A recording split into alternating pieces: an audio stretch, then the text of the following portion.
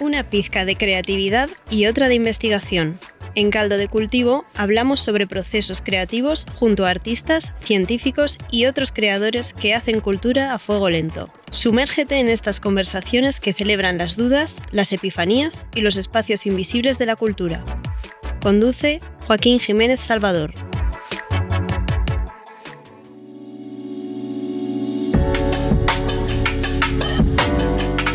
Bienvenidos y bienvenidas a un nuevo episodio de Caldo de Cultivo, en este espacio donde exploramos los procesos creativos e ideas que nos nutren. Y hoy día vamos a sumergirnos en un territorio que muchas veces, hay que reconocerlo, pasa desapercibido, pero sin duda es una parte estructural de nuestra experiencia en el mundo y sobre todo también de nuestras experiencias culturales, que es el mundo del sonido. Vamos a hablar de sonido en sus dimensiones técnicas y sensibles, como una materia de creación y también como un fenómeno cultural, como la textura, el peso, la vibración y sus espacialidades transforman una obra, los relatos e incluso los modos de pensar.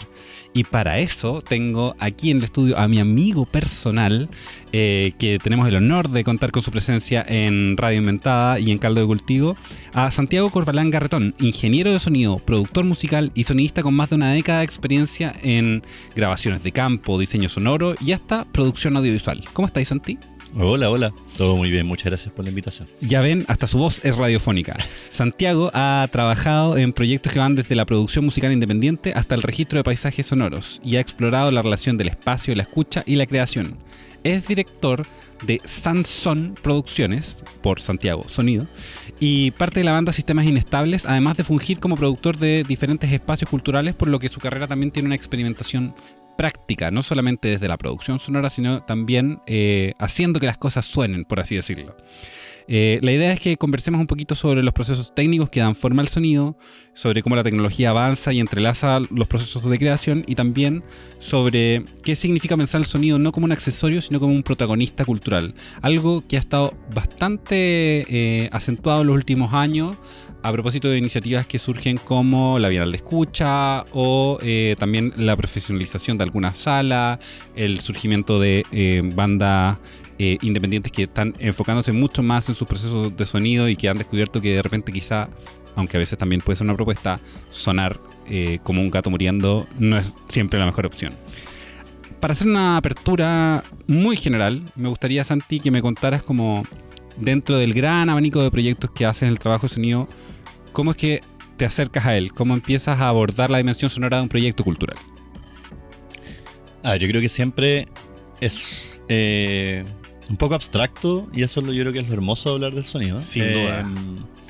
El sonido, entendiéndolo, se puede entender desde múltiples dimensiones y a mí siempre me gusta pensarlo un poco como una materialidad y también como un fenómeno. Cómo yo me he acercado, cómo yo me acerco, yo creo que siempre es un poco desde ahí. Yo creo que también desde muy chico, como que siempre fue una fascinación.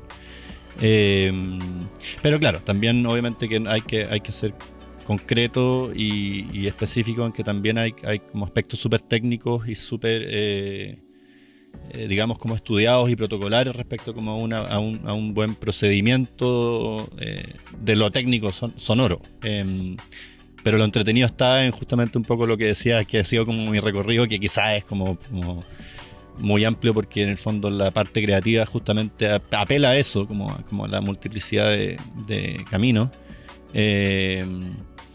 Que va desde como la parte, como decía, súper técnica, casi que el número preciso, digamos, y también la parte fantasiosa y etérea de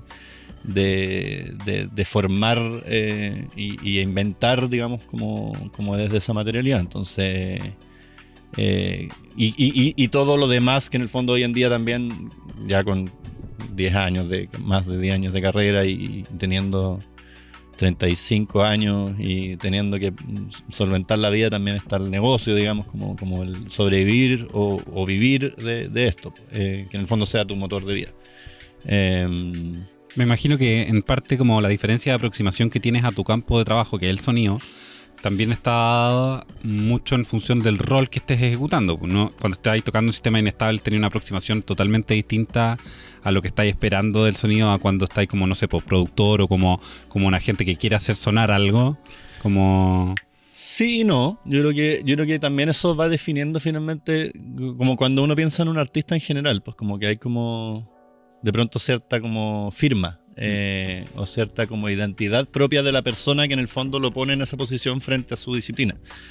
Yo, por ejemplo, algo que yo creo que finalmente he intentado acuñar harto como en mis últimos años recientes es como pensar más en el obviamente que en los procesos y en los resultados, más que por ejemplo en lo que es muy contingente hoy en día, que es la mercadotecnia, digamos, y no porque esté en contra del mercado, y bueno, un poco sí, pero no así como en grandes como manifestaciones ni nada, sino porque también, si bien me encanta lo técnico del sonido, no quiero que lo técnico le quite espacio a lo pasional, digamos, o a lo entretenido. Yo creo que finalmente quizás más como desde lo entretenido, la idea de jugar finalmente con el sonido y la música, o música y sonido, ahí obviamente que también, lo que como decís tú, es distinto a veces como músico en escenario que como productor o como sonidista o como parte de un equipo de creativo en un proyecto que es mucho más hacia lo sonoro o en un programa de radio. Claro. Llegó aquí al estudio y lo primero que hizo fue como, deberían hacer esto y estas correcciones. Todo un profesional. Ojo, me preguntaron igual. No, llegó, yo entré al estudio y estaba ahí instalado conversando con el Fabián, como, ¿cómo hacemos esto? Es que oye, si pudiera vivir en un lugar tendría un micrófono así, como esta sería mi pieza. Instaladísimo. Oye, pero me gustaría que pudiéramos como explorar esa línea que estás abriendo, que es que existe una dimensión como aplicada del sonido. Me gusta mucho este concepto de como en el fondo hago que la cuestión suene con ciertas características y que no se acople, etcétera. Pero ¿y cuáles son las otras exploraciones que pueden existir en el mundo del sonido que ya son, entiendo más, no libertades creativas, sino que caminos creativos, ¿cachai? ¿Cómo? Sí, o búsquedas, caminos, búsquedas creativas, como explorativas. Yo creo que para mí, por ejemplo, siempre fue un poco como nativo, y no quiero en ese sentido como diferenciarme de los procesos de cada uno, pero yo creo que para mí fue nativo en el sentido de que para mí siempre fue una fantasía el tema del sonido. ¿Y por qué uso la palabra fantasía? Porque yo creo que lamentablemente para mi mamá, que quería que fuéramos ingenieros, digamos, pero de los ingenieros de verdad, de los de los puentes, de los de los puentes, o médicos, abogados más tradicionales, nos puso a ver la película Fantasía de Disney, y que es una gran, digamos, fantasía sonora y musical y visual. Entonces todo adquirió un nuevo sentido, y también en la medida que empecé a ejercer o empecé como a entender a qué me quería dedicar, y en eso como obviamente somos generación MTV. Claro. Veíamos los videoclips donde aparecía el estudio de grabación y uno veía las máquinas y las esas consolas. Esas perillas que parecen como de alienígenas, como es una nave espacial. Sí, bueno, y también yo creo que tuve la suerte de enfrentarme a un estudio de grabación en la época en que todavía era como muy analógico. Estaba la primera etapa de hacer la transición digital, como a los 8 o 10 años, ¿cachai? Como con un casting de doblaje. Con tubos, en el fondo, en las máquinas y cosas así. Era con una máquina, o sea, era una consola de 24 probablemente canales. Yo uno era más chico, entonces la veía más grande y yo decía, esta tiene 1000 canales, pero probablemente era una de 24 canales y tenía... Claro, el micrófono era condensador grande. Estoy tratando de hacer un ejercicio de memoria así como... Brutal. Tenía 8 años. y si no me equivoco era cinta el estudio. Que también era lo más probable. Los procesamientos digitales todavía eran costosos. Pero en el fondo yo creo que la idea siempre fue como de hacer sonar las cosas o entender el sonido o el potencial de lo sonoro, como en esta idea de maravillar desde la fantasía. Claro, en el fondo tu búsqueda creativa es más envolvente que solamente la cosa funcional. Exacto, pero desde lo funcional, entendiendo, yo creo que ahí también está la parte como, no sé, pues mi mamá era como la que nos ponía fantasía y mi papá el científico loco de la familia, que en el fondo como que ve mucho el dato, pero obviamente fantasea un montón. Entonces, claro, entender muy bien los procesos para llegar a que yo pueda trabajarlo de una manera mucho más libre, ¿cachai? Entonces entender muy bien la cadena electroacústica, porque soy muy nerd y en el fondo me encanta mi papá trabajaba desde muy chico con computadores y yo los desarmaba y los volvía a armar y entendía dónde iba cada perno, cada tuerca, qué sé yo. Claro, pero en el fondo para entender y fantasear, como incluso teorizar desde el chamullo, como para qué servía cada cosa. Entonces al final yo creo que siempre me fue un poco fácil entender el sonido, no desde como la materia matemática física, sino como la conversión de esta materia matemática física en un fenómeno como sensorial, fantasioso, ¿cachai? Como dice, y claro, sensorial. O sea, si no fuera porque hay música, como que nunca habría sido tan atractivo entenderlo, ¿cachai?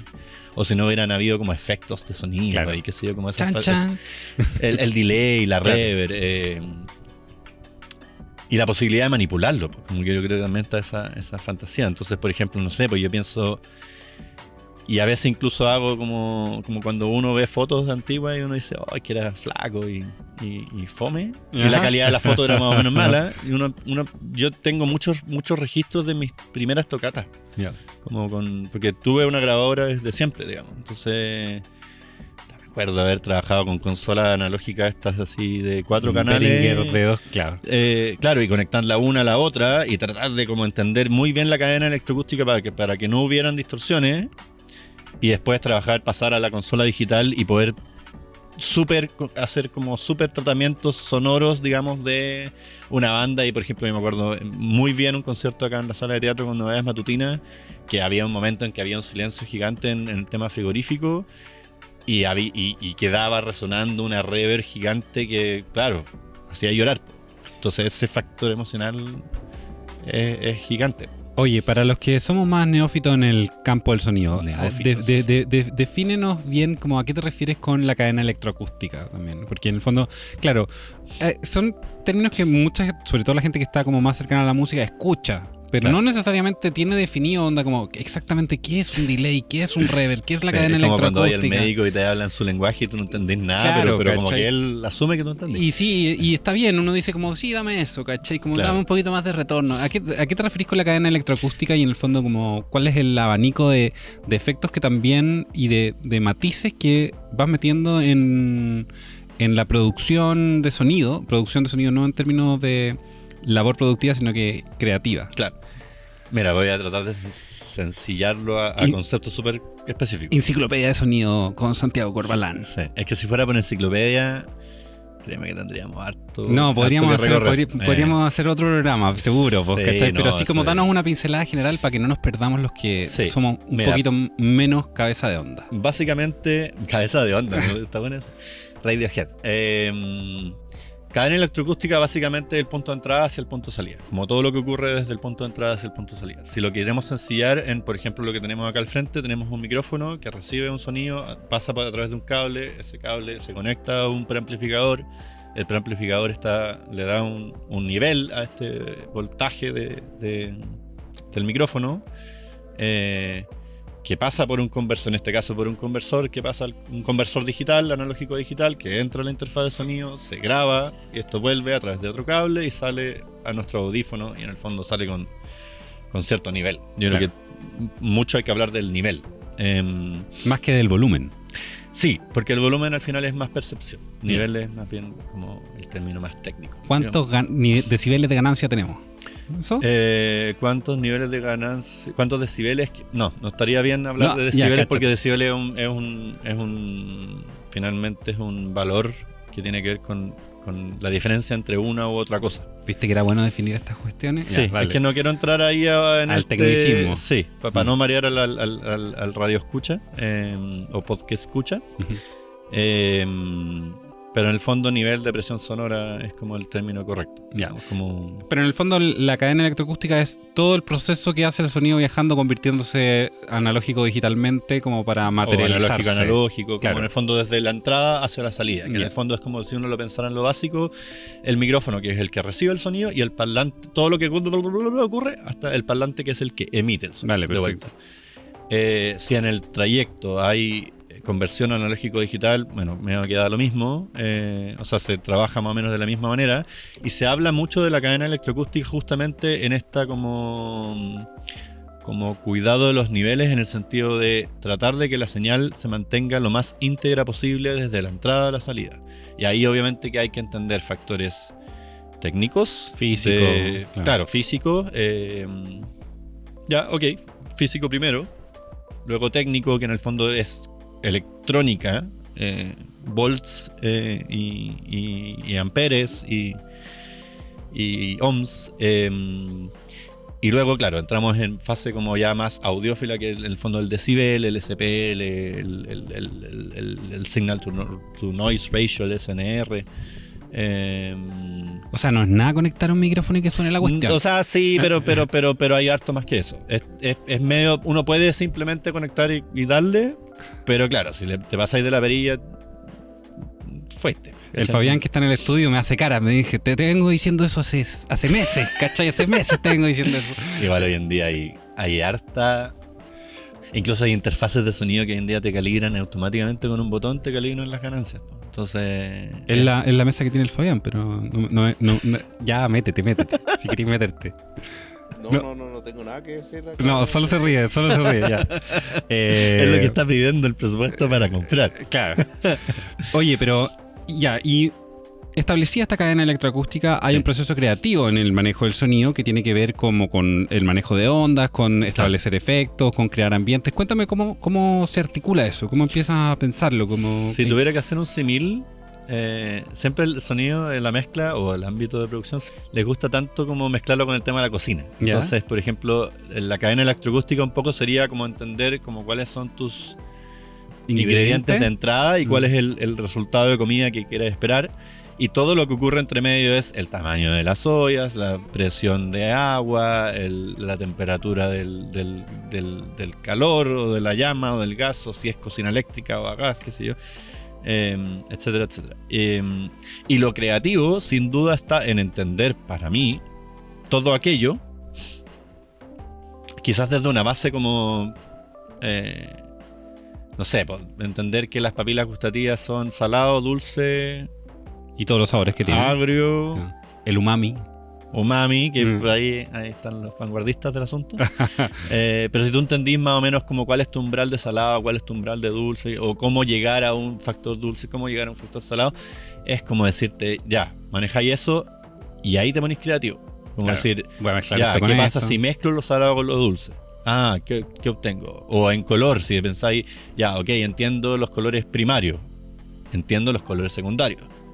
Pero ¿qué pasa con todo lo demás? ¿Qué pasa con los balances de blancos? ¿Qué pasa con los balances de la escala de grises? En verdad quería decir. Entonces al final, claro, por ejemplo en términos de procesamientos, uno entiende como las ganancias, que son las etapas de regulación de nivel. Luego tienes como todo lo que es tonal, que en el fondo es lo frecuencial, que tiene que ver con ecualizadores. Incluso, bueno, claro, ahí está como lo armónico, que puede tener que ver con la saturación, si la cantidad armónica, si hay con tubos en el mundo analógico. Luego la parte dinámica, que en el fondo sería compresores, limitadores, que en el fondo como que tiene que ver con el volumen de esta muestra de audio. Como dejamos pasar ruido hasta acá o lo cortamos desde acá. Exacto, o en el fondo quiero que el volumen más bajo de no sé, pues imagina tenía un bajista tocando y claro, puede ser intencional o no, que quiero que el bajo suene súper parejo en cuanto a volumen. Entonces en realidad el bajista está tocando un pizzicato, por decir muy chiquitito. Y eso puede ser intencional y lo puedo dejar así, entender que esa dinámica es a respetar, o mira, por la función del tema lo que quiero es que suene todo el rato igual, y eso en el fondo necesito comprimir. Bueno, está ahí el compresor, el limitador, el expansor, que en el fondo sería la otra parte, como hacer que el rango dinámico se amplíe, y la puerta de ruido, que es un poco lo que tú decías, como decir, de aquí para arriba se entiende como señal, y de aquí para abajo se entiende como ruido y no lo quiero, y tirar los silencios. Que eso está moldeando un montón la escena musical de cómo se están distribuyendo canciones, porque en el fondo las aplicaciones tienen como compresiones y se está masterizando de una manera distinta también, como que en el fondo este proceso que parece bastante técnico, como decisiones matemáticas de parámetros, igual están influyendo creativamente. Sí, mucho. Yo creo que también hoy en día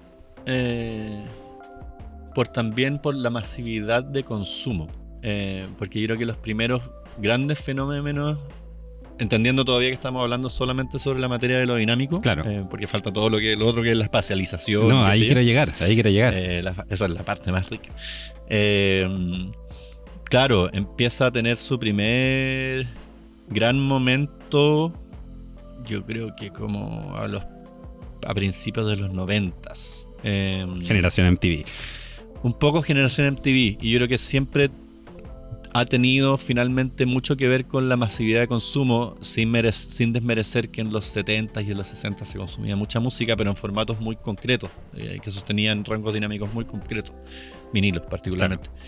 El campo de juego era distinto. El campo de juego era distinto. Entonces, cuando empieza a aparecer el CD, que en el fondo es la primera revolución digital de consumo masivo en formato pequeño y que en el fondo que tenéis una gran espectro o finalmente como cantidad de bits o de datos para poder almacenar información, mucho más que lo que podía hacer un vinilo o un cassette. Claro, todos quieren sonar lo más fuerte posible. Y ahí yo creo que empieza a aparecer como toda esta cosa de la sobrelimitación, sobrecompresión, el gran caso que de estudio que nos enseñan, o deberían seguir enseñando en toda la universidad, el disco de Metallica, el Black Magnetic o Black, Death Magnetic, el disco Black, que era como que tú lo ponías en un editor de audio y la weá es así, un chorizo plano, así, un bloque plano. Y yo creo que se intenta regular todavía, pero claro, lo que decís tú también es heavy. Hoy en día hay mucho proceso automatizado sobre como los volúmenes estandarizados de la escucha, porque estamos mucho en dispositivos móviles, mucho en audífonos que en el fondo tienen cierta capacidad de volumen de sonar, de generar presión sonora. Y también muy poco tiempo de atención. Entonces, por ejemplo, si tú querías actuar desde un sentido promocional, que es lo que todos vivimos todo el día, todos los días, bombardeados por la publicidad. Bombardeados por la subpublicidad, entre más fuerte suene, sin obviamente distorsionar, pero como entendiendo todo lo que se puede hacer para que eso suene de manera más como directa, claro, ahí ahí está la salsa, digamos, del asunto. Claro. Oye, pero esta es la dimensión dinámica y me dices que hay otra dimensión que es la dimensión espacial y como más creativa, donde nos queremos meter, porque en el fondo también entiendo que es como parte de tu expertise y creo que es lo que te seduce. Me hablabas antes de la fantasía. Como... Sí, o sea, los efectos, yo siempre he sido bien efectista, me encanta. Es como tu condimento en tu línea de cocina. El efecto finalmente es como, yo siento que ahí es como cuando, no sé, pues ya tenéis la sal, tenéis el azúcar, pero ahí empezáis ahí tenéis un compartimento lleno de... Sale el estragón, sale el azafrán. Sí, salen todos esos sabores exquisitos que tienen que ver con incluso más allá de simplemente un ingrediente, tiene que ver con si revolví el agua para acá o si revolví el agua para allá, como... Sí, pues ahí está toda la parte como espacialización que tiene que ver con las reverbs, los delays, que en el fondo mucho tiene que ver con en función del tiempo.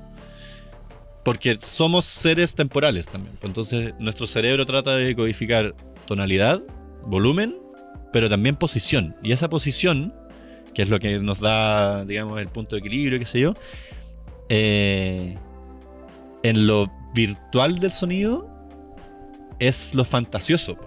Me gusta esto, tratar de situarte en un escenario sonoro. Quiero hacer un inciso en esto que acabas de decir. Dijiste que tenemos 3 dimensiones que estamos tratando de codificar cuando nos enfrentamos al sonido. Claro. ¿Las podría volver a repetir y podría como tratar de profundizar un poquito en ellas? Porque creo que es una herramienta clave para todos los que estén escuchando el podcast de cómo enfrentarse a una experiencia de sonido. Si piensan conscientemente en esto, que este programa surgió de una conversación respecto a como la importancia de darse cuenta de cómo suena cuando el Santi y yo nos encontramos en una tocata, ¿ya? Que sonó muy bien y que estuvo muy bien y agradecemos haber sido invitados, pero en el fondo nos hizo pensar en que hay una dimensión creativa en este elemento que parece ser técnico, cuando en realidad no solo es técnico, sino que también, como ya se habrán dado cuenta, es hasta filosófico, porque nos está definiendo en cómo somos. El Santi dijo, somos seres temporales, y yo dije como... Pucha, pasa mi cabeza. No, está bueno.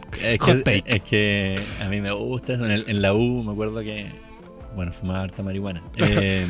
¡No! Spotify nos va a censurar. No, está bien. Pero claro, me acuerdo que teníamos un grupito de amigos y éramos los filósofos del sonido. Ya. porque nos mandábamos las mansas peladas de cable. Está bien, Pero está bien. sí, pues yo creo que efectivamente esto es algo que no lo inventé yo, digamos, en términos de... Pero sí, pues somos seres temporales en el sentido de que vivimos en relación al tiempo. Querámoslo o no, el tiempo existe. El tiempo como lo medimos es lo que inventamos. Bueno, ahí podemos entrar en otras Claro, filosofías. existe como dimensión. Claro, pero en el fondo nuestros oídos en relación al sentido que está conectado con nuestro cerebro y así en relación a nuestros ojos, esto obviamente que Claro. una cosa bien sistemática, busca entender tonalidad, que en el fondo es si es grave o agudo, o es, digamos, todo lo que ocurre en ese espectro, y en ese sentido un poco identidad, como creo que la identidad armónica de un algo es lo que define si estoy escuchando a Joaquín o estoy escuchando a Santiago. La timbrística, por decir así. Luego el volumen, que en el fondo es como, uno podría decir incluso como qué tan cerca o qué tan lejos está, o qué tan grande o qué tan chico es. Y yo creo que eso también es muy primitivo, como entender si es que escuchas a un tigre que te habla así, ya, quizás es más inofensivo. Pero si te ruge una bestia, qué sé yo, quizás te va a asustar más. Entonces como que va a preponderarte de otra manera. Claro. Y la espacialidad es para saber en el fondo cuánto tiempo tenéis para correr de ese tigre. Nada, Me encanta. Pero saber, O digamos, si dónde viene, está. si viene muy lejos, Claro, dónde está en un sentido básico. Yo creo que la gran fantasía que da y que dio la manipulación de sonido es poder trabajar la espacialidad y la temporalidad mucho más allá de lo que la realidad concreta nos permite. Po. No es solo una espacialización en el sentido de poner algo en un espacio, es darle temporalmente una materialidad distinta. Entonces, por ejemplo, si yo, pongo un sonido con una reverb, puedo engañarte, en realidad lo estoy grabando en un espacio seco como este, y lo pongo en el Albert Royal Hall de Inglaterra, porque agarré esa muestra de reverb y lo pongo, y me vas a creer que es ahí. Fabi, ponme en una catedral, en un momento, ponme en una catedral, hazme ese favor. Pero si yo tuviera la consola acá, te diría el ejemplo. Ajá. Para los próximos podcasts voy a traer mi consolita. El Fabi igual, yo creo que... confío en que me va a tirar a este momento de efecto. No, está con un cuadernito y está tomando apuntes. Sí, Está oye, tomando apuntes. y... no, sí, lo hizo. Y entonces me estás hablando de estos efectos que son como temporales, que tienen que ver con la especialidad y no sé qué, y como cuáles son los grandes efectos gigantes. Pues uno escucha reverb... Reverb y delay son los grandes. Ya. Y que en el fondo el delay también es una derivación del reverb. Y del delay deriva el chorus, el flanger, el phaser. Todos los que se quieren comprar en los pedales, los Claro. guitarristas. como Y que- ahí obviamente que empiezan a aparecer otros muchos más, digamos. Pero yo diría que esos son los dos principales, para no Como marear al la escucha. ramita del árbol genealógico del Claro, sonido. Claro. Si en el fondo hablamos de Darwin sonoro, Darwin sonoro. es la espacialización de la red y después el eco, Ujú. que uno lo escucha en la naturaleza, no es más que otra dimensión de la espacialidad. Es una espacialidad que en el fondo se está rebotando hacia un espacio infinito. ¿Cachai? Infinito en el fondo nosotros no escuchamos más allá de... Es como lo que vemos, ¿no? Se supone que el horizonte está a 15 kilómetros de distancia. Claro. Sonoramente uno, digamos, como que... No sé, no me sé el dato, pero en el fondo uno grita en los acantilados y escucha eco.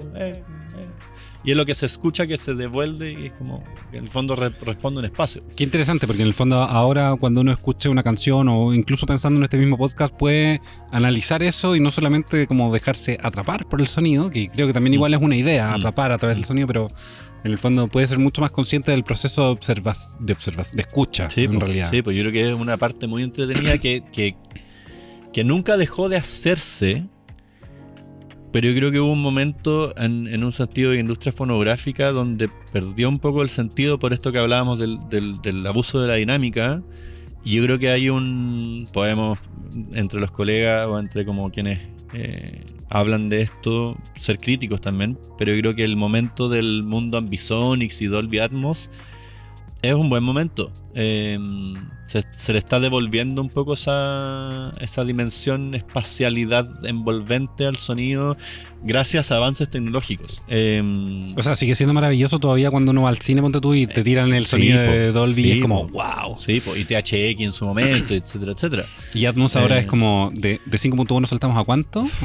Atmos es como 7.1.4.2, una cosa así. Para que tengan una O idea. 9, hay varios estándares. Y el Santi me va a corregir aquí si me pego el carrileo, pero en el fondo tiene tiene que ver con cuántos son los puntos de donde te llega el sonido con ciertas características. Claro, es en el fondo La distribución. Si es que no me equivoco, 7.1.4 son 7 parlantes en el plano horizontal, 1, que en el fondo el punto, 1 en el plano sub y 4 en el plano aéreo, digamos. Tenéis una cúpula de sonido, Claro. en el fondo. Entonces en el fondo tenéis 7 puntos cardinales sonoros para decir de dónde viene esa información en lo horizontal. Tenía un sub que en el fondo el sub es como la cantidad como de masa, digamos, como tu pantano sonoro, digamos, como tú haces.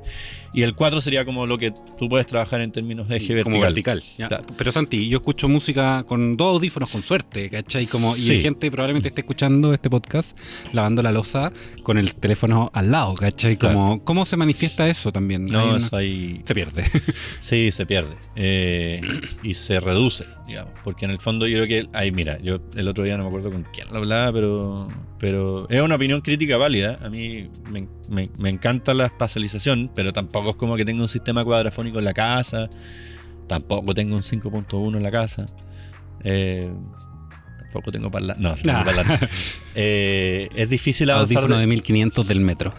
No No. tengo, yo creo que el gran avance que he tenido ha sido de los AirPods Pro, digamos, como que Que tiene un sonido facial. sí, po.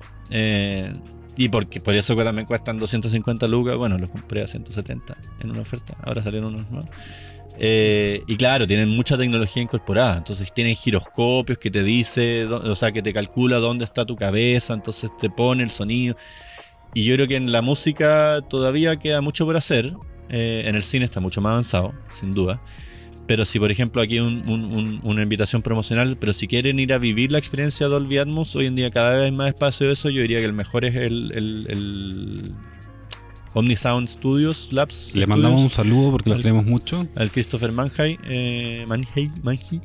que claro, tiene estas como sesiones de escucha donde él licencia piezas sonoras y no sé, pues yo fui con mi pareja a escuchar Autobahn de Kraftwerk y fue muy entretenido por lo inocente que era también, como una pieza fonográfica que nunca se pensó así, pero que tiene todo el sentido, porque ellos diseñan como si estuviera ahí en una carretera, ¿cachai? Claro. Entonces hoy en día hay más tecnologías para escuchar eso y, por ejemplo, no sé, por las barras de sonido, que uno se puede comprar una tratando de apelar a una marca o una calidad decente, no tiene por qué ser la más cara. Tienen incorporados 9 parlantes, por ejemplo. Y esos 9 parlantes están ordenados algorítmicamente para que disparen el sonido en tiempos distintos. Por tanto, el tiempo de reflexión en la pared sea distinto. Por tanto, llega a tu oído de una manera Construye distinta. el parlante a través de un rebote. Claro, Como la construyen el espacialidad. sonido en base a un rebote. Y eso te da la dimensión atmosférica, digamos. Entonces te sentís que el helicóptero te pasa de izquierda a derecha, pero también de arriba hacia abajo. Mira, yo creo que siempre igual tenemos 2 oídos. Entendemos en el plano 360. La binauralidad, que en el fondo es el escuchar en 2 oídos. Mira, busquen en YouTube Virtual Barber Shop. Ya, un clásico, un Es clásico. un clásico. Y van a entender como todo el potencial que tiene escuchar en audífonos en sistemas binaurales. Y traten de un poco de... En el fondo lo que tú decías del ejercicio, yo creo que es súper interesante cuando salís de esta cosa como de escuchar música plana, escuchar música clásica, por ejemplo, o escuchar música electrónica tipo, a mí me encanta Rival Consoles, por ejemplo, y él es muy como de tener cositas sonoras sonando. Detallitos así, una campanita Claro. atrás. Y te das cuenta que hay uno que suena como allá atrás. Y de pronto ese allá atrás ya no es, ya en el siguiente compás, por decirlo así, en el siguiente segundo de tiempo, ya no está a la derecha, sino que está a la izquierda. Y después aparece otro como abajo a la derecha. Y después tenía un bajo que en el fondo como que cambia de forma. Qué interesante, porque en el fondo el sonido que pareciera estar circunscrito al mundo como de la música o del sonido mismo como disciplina, en realidad parece dialogar mucho interdisciplinarmente Hoy en día cada vez más. como con dimensiones como la escultura, ¿cachai? O la arquitectura, o entonces los procesos creativos del sonido se están como diversificando. Muchísimo, yo creo que también por los avances tecnológicos. Yo creo que también cuando uno piensa en grandes piezas fonográficas, que en el fondo no vamos a hablar de Steve Reich y de Stockhausen, que ya es como otra vanguardia sonora. Anoten, escuchen y anoten. Sí, vale. Bueno, sí. Pero por ejemplo, no sé, por el Sgt. Peppers de los Beatles, ¿cachai? Hay mucha fantasía sonora, pero en un plano horizontal. y profundidad, digamos, como que tenéis como esa horizontalidad, como izquierda-derecha y como adelante y atrás. Y es genial, pero muy desde ese escenario. Yo creo que hoy en día las tecnologías también nos han abierto, y yo, por ejemplo, que pasé desde la música clásica de chico al rock progresivo también un poco de chico y toda la adolescencia, qué sé yo. Aguante sistema inestable. Claro, sí, ya es otro nivel de rock progresivo. En sistema inestable siento que tenemos una gran deuda con eso, en todo caso. Ya se viene más al respecto de eso. Pero que me haya entrado mucho más, creo que he aceptado esta beta electrónica en mi vida. Creo que la electrónica, yo creo que son mucho más desde la idea del diseño sonoro. Y yo creo que eso es bacán desde el sentido plástico que tiene el sonido. Muy probablemente también porque gran parte de sus instrumentos vienen desde un espectro electrónico. Entonces, hacerlo sonar ya implicaba claro, no está hacerse una limitado pregunta. a la cuerda de la guitarra. No está Claro, o a su dimensión tímbrica. ¿Timbrística? Ya. Sí. Sí, pues yo por ejemplo estoy haciendo ejercicios de composición musical ahora personalmente, como solo en emulaciones de síntesis modular y o sea, como que no tenéis mucho, bueno, y no sé, Tracalá, tú me acuerdo que estuviste ahí, como ese ejercicio de jugar con el sonido, pero desde una dimensión poco limitada a algo concreto, como una cuerda, un tambor, una tecla, ¿cachai? Como síntesis. Jugar al sonido, a la síntesis, claro. Entonces es mera materialidad. Entonces es mucho más plástico, lo que tú decías es súper cierto. Como que hoy en día uno podría más nativamente pensar en la construcción de un sonido o un diseño sonoro como un ejercicio escultórico. Sí, escultórico o como arquitectónico en el fondo, como que el sonido es independiente de la música. A eso voy, ¿cachai? Sí. Y se está notando cada vez más porque se está poniendo en valor, y de hecho, por ejemplo, el auge de los paisajes sonoros, entender la importancia de los registros y cómo en el fondo esos registros se pueden reproducir o se construyen, también te da cuenta de que en el fondo, oye, escuchar, uno tiende a asociar el hecho de escuchar como o a la cuestión de decodificación del entorno o a la cuestión musical en el panorama cultural, cuando en realidad puede parecer que hay exploraciones creativas que son mucho más amplias. Sí, yo creo que igual hay proyectos nacionales que se sitúan, proponen, digamos, como avanzar en esas cosas, pero igual yo siento que no es tan fácil, particularmente porque también hay una cosa muy de la dimensión del negocio, de querer salir a tocar más y ir a un mercado y que te sigan en plataformas y qué sé yo. Y por ejemplo, no sé, a mí siempre me encantó y por favor contrátenme de nuevo. No, pero como en el ámbito de hacer sonido en vivo, como de trabajar con esas cosas, justamente lo que habla de donde nos encontramos, la tocata, como de pronto salir de la dimensión de tener solamente 2 parlantes grandes al frente y de pronto pensar en tener 4 parlantes más chiquititos como alrededor de la sala. Claro. Y no es muy difícil de trabajar, digamos, con las consolas que tenemos hoy en día digitales que te permiten trabajar en múltiples canales. ¿Sí?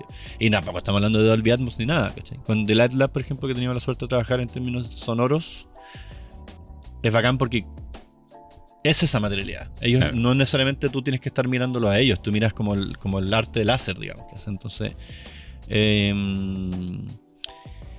por ejemplo, no sé, pienso en María de los Templos, que es un gran proyecto nacional. Muy buen proyecto, o la Camila Bañados, como que también trabajan cosas del jazz, pero a mí me consta, porque lo sé, que la María de los Templos, ella es, no sé si es ingeniera en sonido, pero trabaja mucho en materia de sonido y estudia, digamos, como que está lo ocupa la ingeniería de sonido como parte de su proceso creativo, de construcción de obras. Sí, y de hecho ella hace obras, digamos, de paisaje sonoro y qué sé yo, pero su música lo tiene, entonces tú escuchas como su lamento, digamos, como de canto y su música, pero hay cositas sucediendo y en vivo a veces no, porque el local no tiene buen parlante o lo que sea.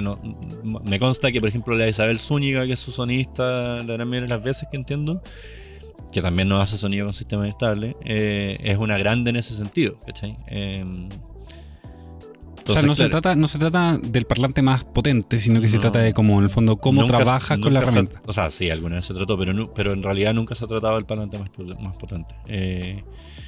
es rico escuchar la música fuerte, pero en contextos en los cuales como que amerite. Es bacán pensar en Grateful Dead y la pared de sonido. Pero yo creo que una pared de sonido tiene su gracia cuando lo pensáis en que una pared tiene muchas dimensiones también. O una pared, no en el sentido del muro de Berlín, sino Claro. como la dimensión de espacio. Sí, pues construir un ecosistema en torno a las características y entender el sonido como lenguaje finalmente.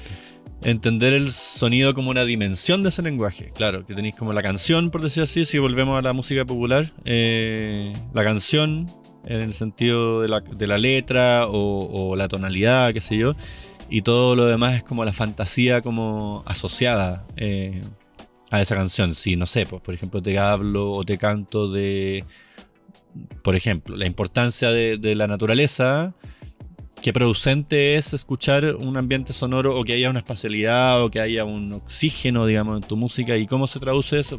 Probablemente en algo de reverb, algo de delay, quizá una muestra de paisaje sonoro que uno puede registrar con una grabadora de campo y trabajarla. Si queréis ser más crítico, le ponéis distorsión y en el fondo ahí veláis como una cosa más crítica, o le dais una dimensión mucho más brillante y en el fondo es mucho más, no sé, pues cristalino y angelical, si se quiere decir. Entonces la está haciendo una apología mucho más bondadosa.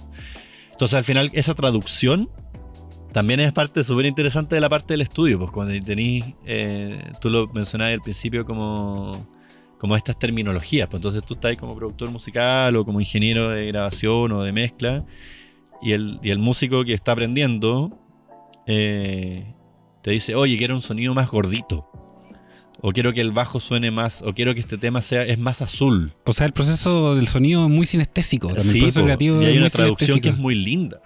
A mí, de hecho, yo creo que por eso es una de las razones por las cuales me gusta la producción musical, como el ser como ese consultor de sonido, más que ser a veces incluso el que mueve la perilla, sino como tratar de traducir desde la visión artística hacia lo técnico, ¿cachai? Entonces, si el artista quiere que el sonido suene más gordito, yo entiendo que ese gordito puede ser más o menos alternativa A, B o C. Claro, ¿sí? como estos parámetros parecen ser que engordan la Claro, canción. que en el fondo es así o te hablo así. Y en el fondo ahí tenéis distintos grosores de sonido como en la misma. Esto es ahí a propósito. Sí, está moviendo, se está moviendo.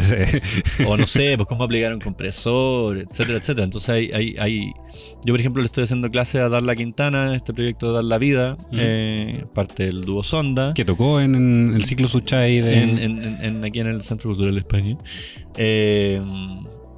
Y está muy fascinada con entender todos estos parámetros, porque justamente está trabajando desde una dimensión poética de lo sonoro que no tiene que ver con hacer una canción, ¿cachai? Tiene que ver con crear espacios, tiene que ver con... Y lo hace, instintivamente lo hace. A mí me sorprende un montón cómo llega a sus resultados.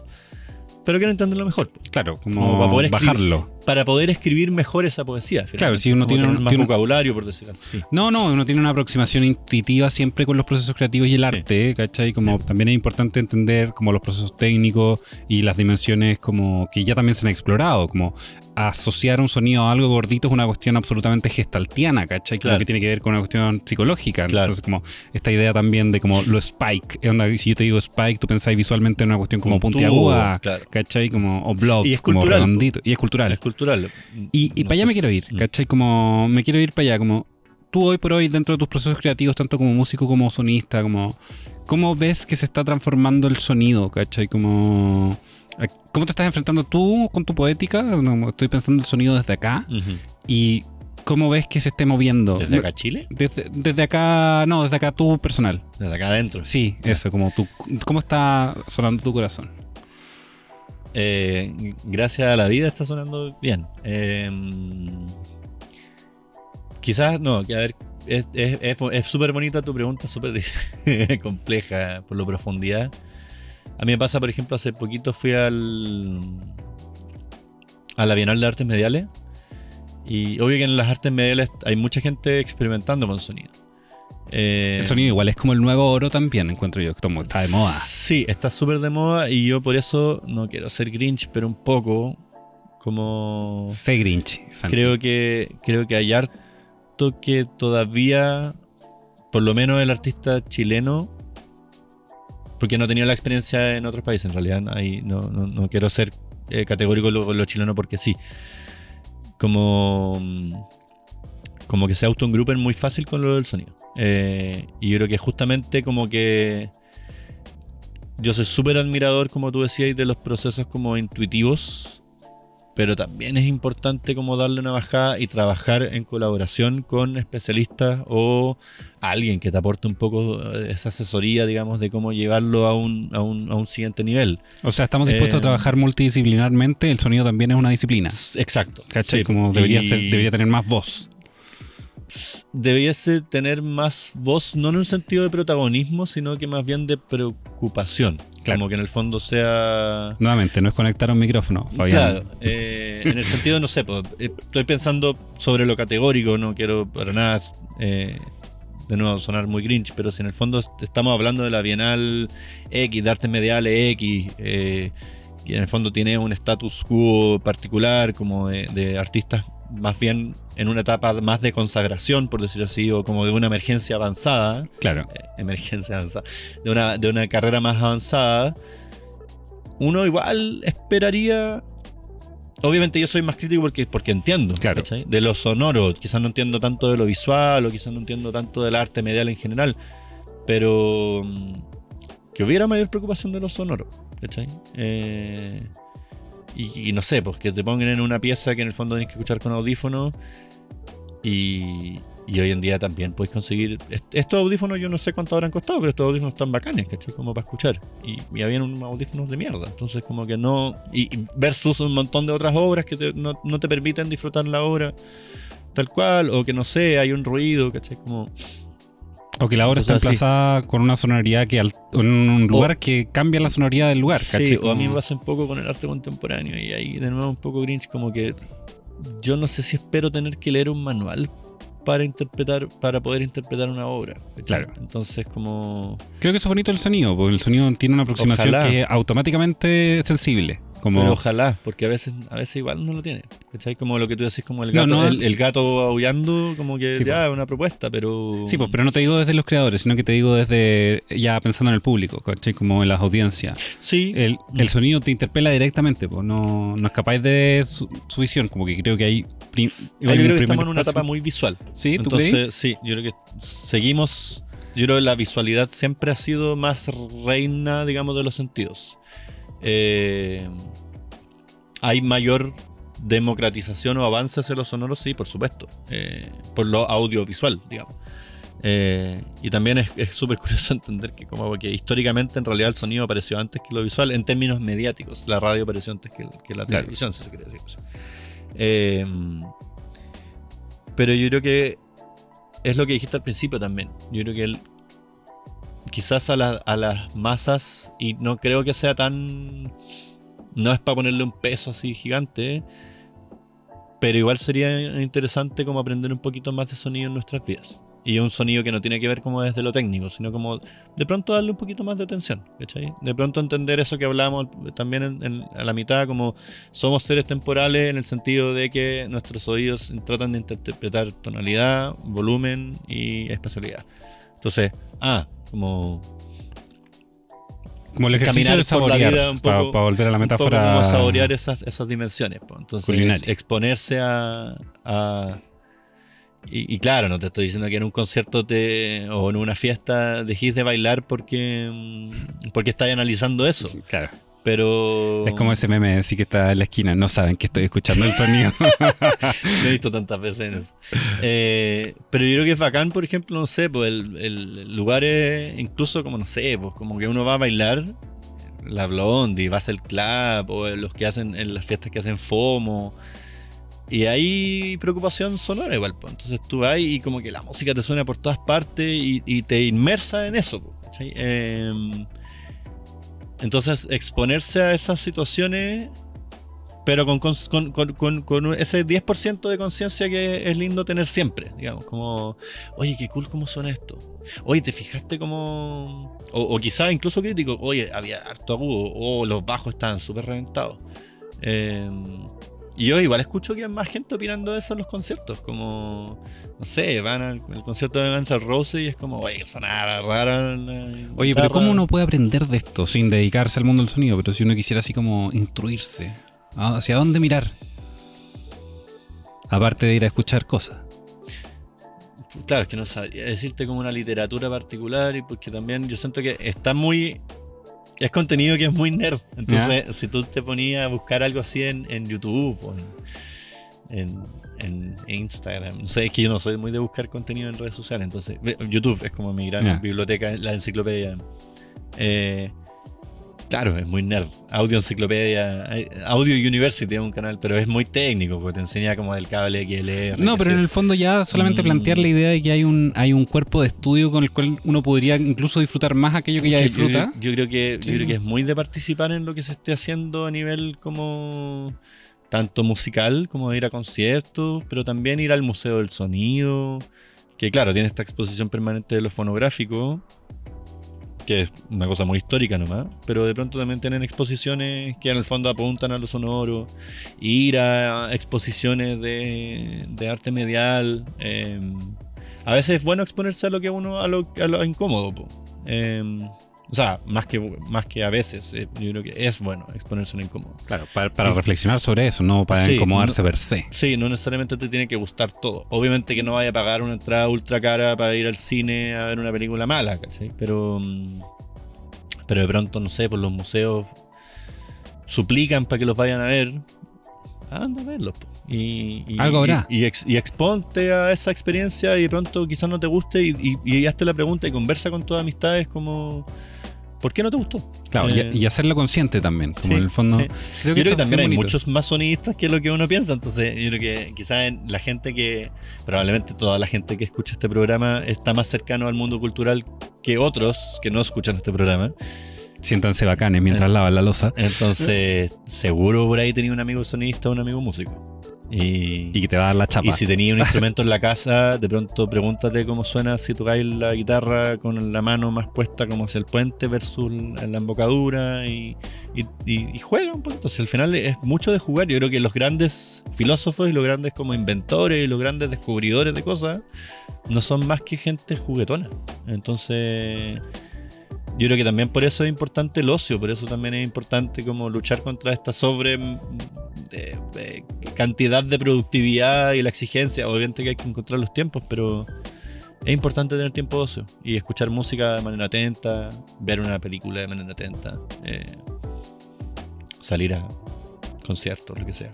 Y bueno, con esa tremenda reflexión quiero que nos quedemos porque efectivamente, como decís, Santi, es muy necesario el ocio y tener... en ese ocio también no entenderlo solamente como la pérdida del tiempo, sino que puede haber espacios de experiencia activa, como de dejarse envolver. Y el sonido sin duda es tratémoslo como una disciplina a esta altura, es una disciplina que favorece mucho, como es muy inmersivo, también se constituye en una experiencia que puede ser colectiva, ¿cachai? Entonces como... Santi, quería agradecerte todo. Hoy día pensamos un montón. Ya todos se llevan un poquito más de vocabulario de sonido para poder como explorar y trabajar en cómo se enfrentan a ese carrete La Blondie o a ese concierto en otro lugar. Así que te agradecemos mucho que hayas venido. No, gracias a ti. Fue un verdadero placer. Y bueno, nos veremos en algún concierto en la próxima temporada. Y pasar la voz de que aquí en el Centro Cultural de España, y gracias a ti y al equipo de programación, se hacen muchas cosas interesantes en relación también a lo sonoro. Así que vengan a visitar el Centro Cultural de España. Es uno de esos espacios que vale la pena visitar. Y nada, nuevamente muchas gracias. Es muy agradable para mí hablar de estas cosas. Es infinito, por supuesto. Sí, así que nos vemos en la cancha. Nos mirábamos y yo decía como, hoy quisiera hacer un programa de cada uno de esos efectos porque está chorísimo. Sí. Te agradecemos también, y agradecemos, bueno, a Fabián que está en los controles y a todas las personas que nos están escuchando. Se llevan el mundo de sonido para la casa y nos vemos en el próximo episodio. Chau, chau. Chau.